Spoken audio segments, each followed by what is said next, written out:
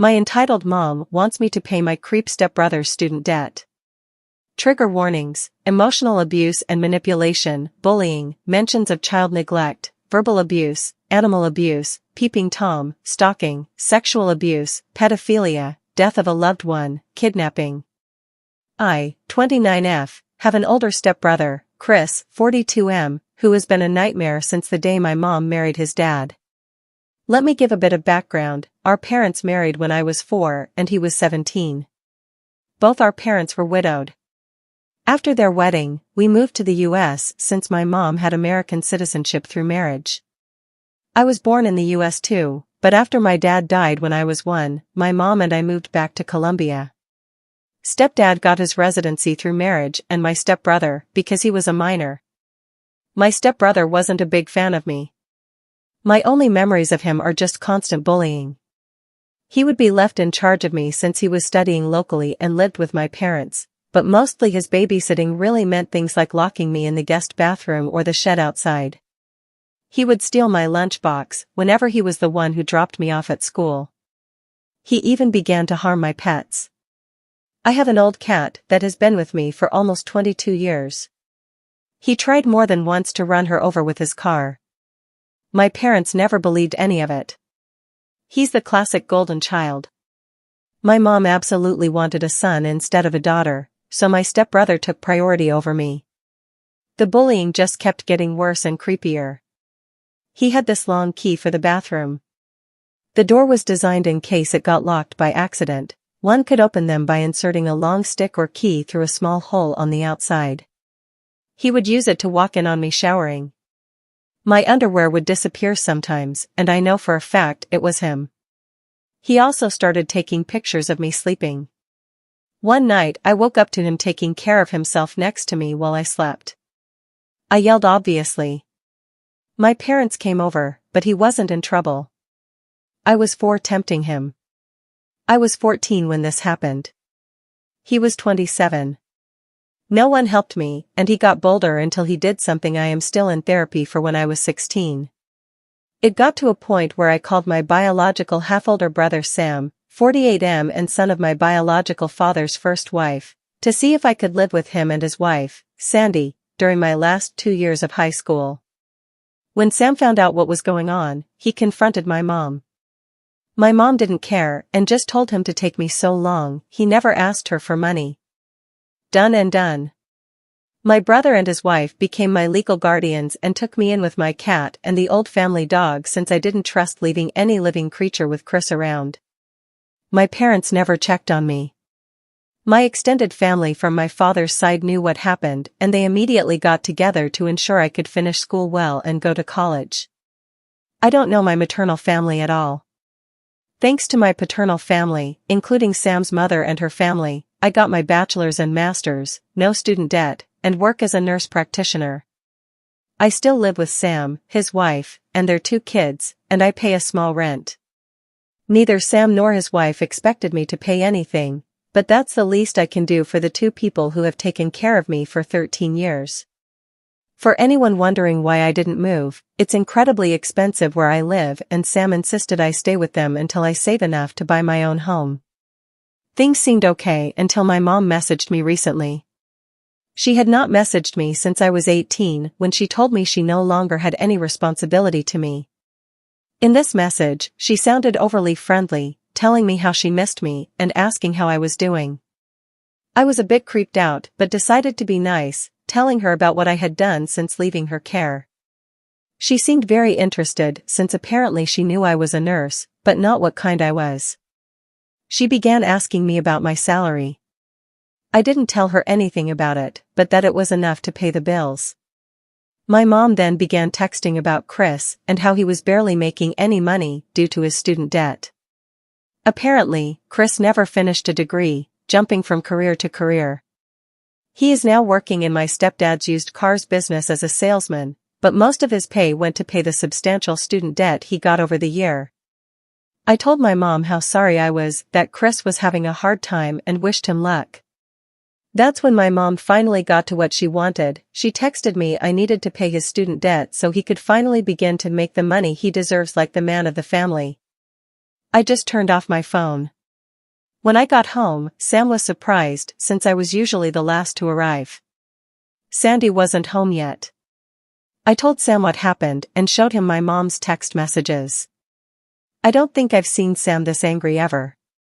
He told me to block my mom, stepdad, and Chris if I had not done so yet. After talking with Sam and Sandy, I called my boss to ask the next day and the one after off. This gave me a 4-day weekend including the days I'm normally off shift. My boss was more than okay with this and told me to just take it easy and let her know if she could help. This backfired because the next day my mom and Chris decided to come to Sam's house to speak to me. I was alone since Sam and Sandy were at work and the kids were at school. I immediately called Sam and told him what was going on. He told me not to open the door and that he was on his way. My mom spent the whole time screaming that I owed them for raising me and that my sweet brother deserved the money. Chris was going around trying to find a window or door unlocked. There wasn't any since the windows have safety bars and the only other door is in the closed garage and one in the yard. The yard one was locked and just in case I locked the one in the garage when he saw me from one of the windows, but basically, he pretty much told me they should have thrown me away when I was a baby since I grew to be a bee. He pounded in one of the windows so hard, he actually cracked the glass. Eventually, he gave up and went back to the front door, clearly trying to kick it down. I didn't have anything to worry about, the door was a security door, but I was still very scared. Between yelling, threatening, pleading, and insults, I finally heard Sam screaming to them to get lost. I only saw things from the window. Sam pretty much dragged them both off the porch. They got to a point I couldn't hear, but I saw my mom and Chris pale and look scared before they pretty much ran to their car and drove off way past the legal speed limit. Sam came in a bit after and immediately went full overprotective brother mode, asking me if I was okay. He kept saying sorry and hugging me. Sandy arrived almost immediately after and she looked like she was about to commit a felony. Apparently, Sam threatened him with filing charges for what he did to me when I was 16. My brother's ace, my stepdad was willing to testify against his own son. That seemed enough to get Chris off our backs, but not my mom. Since then, it's been 3 days, and my mom has sent texts, called nonstop with various numbers, and rallied a group of people who are supposedly my maternal family to harass me for money. She claims that money should legally be hers since she's my mother. That it's my late father's missed child support. Sam is helping me find a lawyer to get a restraining order on my mom and I plan to take my stepdad's offer to testify by pressing charges against Chris. I can't say I can forgive him for not stopping his son, but I appreciate he's at least trying. I don't know the details, but Chris did something to a relative of his dad and since then they had a really bad fallout. I took my boss offer and will be on vacation for a few more days. But here it is. My vacation days are getting eaten up and my therapist might need a therapist after. Thankfully, my dark sense of humor and supportive paternal family are keeping me somewhat sane. Update 1. To the people that were so kind and gave me advice earlier, thank you so much. It really helps to have people show kindness in difficult days. I follow with the advice to freeze my credit and I will be getting a new phone for personal use. We'll have to keep my old phone for work for a little. Now to update on the situation, we are going through with pressing charges and might do a civil lawsuit for 2 years of child support my mother owns. We are not sure yet of our chances on it, but my brother San wants to go scorch earth. As for my mother, she began a new campaign. She's been posting about me false accusing my stepbrother Chris of SA. She's been accusing me of being a temptress that tried for years to sleep with my brother and even got a few relatives, who I just found out are my aunts, to join in saying they were witnesses. I never met these women in my life. My stepfather actually commented in her post saying my mom was lying and accusing his own son of being AP***. That's how I found out what was the big fallout between them. Stepbrother went after one of stepfather's nieces. I don't know the girl's age, but she has to be about my age if I'm thinking of the right person. If not, she's younger than me. A lot of my biological father's relatives have also gone into social media to call out my mother, saying she had always claimed she was an orphan and had no family, while now she has 3 sisters. It's a mess. I'm just watching for now and being a stay-at-home aunt. My nephews love it since we go out after they finish homework for crazy shenanigans. My boss has helped me with some paperwork for leave of absence, and I should be off for about 6 weeks. After I'll be mostly working from home for a few weeks. Not the greatest update, and to be sincere, things are not fun. But it's nice to spend time with the kiddos at least. Also, forgot this, no, my mom is not likely sleeping or in a relationship with my stepbrother. Some people had mentioned this. My mom always wanted a son. I was a disappointment because I was born a girl. She treats my brother like he's her real son, and I think she truly loves him as a mother. She made sure to tell me how disappointing it was for her when I was born. Update 2. I was recommended to post here, but wasn't sure where to start. My mother was widowed when I was 1 year old. My biological father was much older than her. She was a second wife with 20+ age difference. After that, she remarried her hometown sweetheart and adopted his 17-year-old son. My dad was American, mom is Colombian. I was born in the US, then we moved for a few years back to Colombia, and we returned to the US when I was 4. My whole life, my mother constantly complained about the fact I was a girl. She would say things like, "If you were a boy, maybe we could have gotten more from you, father," or "Girls are so useless." All I was for her was the problem child. She took my inheritance and squandered it. Mostly on things for my stepbrother. Whenever she had guests, she would always introduce me and joke how I ruined her body and wasn't even worth it since I was a girl. Most her friends thought I had some kind of mental illness because of her lies about me being mentally behind. She used the R word. She would often blame it on my gender, though, saying because I was born a girl, I was clearly inferior. During holidays, I would be left behind with a sitter. I was just too much of a problem child and would ruin things for my sweet brother. We only have one family picture from when I was 5. If I got anything nice with my own money, my mother would take it from me if it was something like makeup or clothes, saying I wasn't attractive enough or face since it will make it easier for me to find a job when I was done with high school. She had no intentions of letting me go to college. But the worst part is she never protected me. My stepbrother is a predator. At first, he just bullied me, stealing my food, locking me in dark places. When I hit puberty though, he began to do worse things.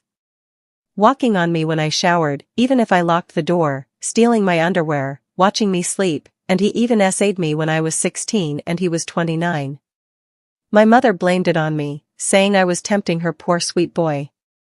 I was saved by my biological half-brother and his wife. They took me in at 16, finished raising me, and put me through college with the help of my paternal family. Even my father's first wife pitched in and has always been kind to me. She's more a mother to me than my mother was. Now I'm 29 years old, I have a good career as a nurse practitioner and I'm saving to buy my own home. My mother found out about this and has been demanding I give her my money because she is my mother and my money should be hers. She also demands that I pay my abusive stepbrother's student loans. Since I refused to fall on my dear mother's demands, she has now gone online to post I am a temptress that is trying to ruin her son's life and that I refuse to pay her back for all the care and love she gave me over the years. She even had some women that are supposedly my aunts join her in this. I never met any of my maternal family. As far as I knew, my mother was an orphan. Now I suddenly have 3 aunts that have seen how bad a person I am. Update 3. So, this might be my last update on the mess with my mother and stepbrother since we're finally starting the legal fights, but I finally had a good laugh. In my previous posts, I haven't said a lot about my biological father. He died when I was 1 year old, so I never really met him. I have one picture of him holding me when I was an infant. I mostly know him from stories from his family. What I do know is he was a man of means. He had a lot of assets that he had carefully divided in his will. Not like so rich I'll never have to work type. Just rich enough that I would be able to live comfortable so long I worked and did right by my finances. I was not aware he had made sure to leave me with anything. Neither did my half-brother Sam, his son with his first wife. I'm the daughter of an affair partner turned second wife. My understanding was that anything I inherited was wasted by my mother to buy things for her predator stepson Chris, who she prefers to me. He was my abuser growing up. In her words, daughters don't need inheritance. Just marry a wealthy old man like me. Well, since my mother and Chris have been harassing me lately, we drove to my dad's lawyer to get some things we need from my dad's records for the lawsuit we are planning. He's a sweet older man, kinda looks like my dad a bit, and was my dad's best friend. When we met, he received me with a hug and told me how happy he was to finally meet with him. His wife was there too, and she also gave me a big hug and told me we needed to have dinner at their place. Once we all caught up, we found my mother had been faking receipts to get money from my trust. A lot of it. Some of it from when I was under Sam's guardianship. And she's not the executor of my trust, she had to provide receipts for anything. She's been sending receipts for me because I'm still in medical school. I finished school in 2021. Well, her meal ticket not only got torn, and now she's in big trouble. Because this is fraud and basically my hands are tied about pressing charges or not. She claims me as a dependent on her taxes, so my dad's lawyer would refund her for her expenses. He basically told me there's just no way we can keep this just in civil court. He had to contact IRS and the police. Doesn't help she's been using my social security number for some things she shouldn't. Thank you for the people that advised me to freeze my credit. You guys saved me for sure. I probably won't be able to post for quite a while. And I'm going to be incredibly busy. I'm just mentally exhausted about how much has happened. I wouldn't have done anything about my mom using my trust if she had left me alone. I wouldn't even know about it because the trust is set for me to take over it with proof of marriage or graduating college. And since I didn't know about it, I never sent the required paperwork to take control. She could have milked it dry if she left me alone and just kept sending fake information. I am in the process to get what's left of my trust. There's quite a bit in it and should be enough for me to get a house or condo if I mix it with my savings, and still have left over to invest or do other things safely. I might wait for a while to buy anything though. I don't know how safe it would be since my mom still has my social security number. Update 4. This is more on the personal side of things since I just came home from having my mother harass me in a bar. It was fun. Short background, my mother is a greedy liar that let her stepson Chris, who's 13 years older than me, abuse me since I was a small child. First physical abused, then SA. SA started when I was 14 until I was 16. Now she wants me to clear his student debt. And she had been mooching off my biological father's inheritance. As for last night, well, I decided to go out with some girlfriends for a girls' night. My half-brother Sam and his wife Sandy have been pushing me to go out for a while. We went to a local bar. I mostly stick to the stools by the bar as I'm a massive introvert, but I like seeing my friends having fun. So I was simply drinking and talking to the bartender in passing. Well, my good mood was ruined when I noticed my mother, thankfully alone, walked to me. The moment she saw me, she pretty much launched herself to hug me and began crying. I know people usually do a recap or something like that, so TLDR, my mother has always preferred my F29 stepbrother Chris, M42. He was my abuser growing up and SA'd me when from the time I was 11 to 16 when I moved with my half-brother after the worst attack. I recently was tracked down by my mother and she along my stepbrother have been harassing me since. Currently I'm on a legal fight against them to recover some stolen inheritance from my father and trying to get a restraining order among other matters. This weekend once again my mother decided to accost me at work. I was working from home doing clerical work for the clinic I work at. I'm a nurse practitioner, but took some clerical duties to be able to work from home when the mess with my mother and Chris began. Since then, the time I could work from home has ended, so I am back in the clinic taking patients. For the most part, Saturday went well and quiet. Sunday, however, I noticed someone that shared my mother's name, but not her last name. My mom has a very unique name. Very old sounding, and I've seen it only twice in my whole life. Of course, there's a big Latino community where I live, so I just assumed this was another person. We're from a Colombian family, though I was born in the US to an American father. Lo and behold, it was my mother using a fake last name. When I saw her, I immediately called my boss. She's aware of the situation and immediately went to ask my mother to please leave the premises. This can be a controversial move, so to explain it before the debate starts, she was in for a general checkup, not a life or death treatment. She was not denied because of protected reasons, but because I, as a member of staff, felt my life was in danger in her presence.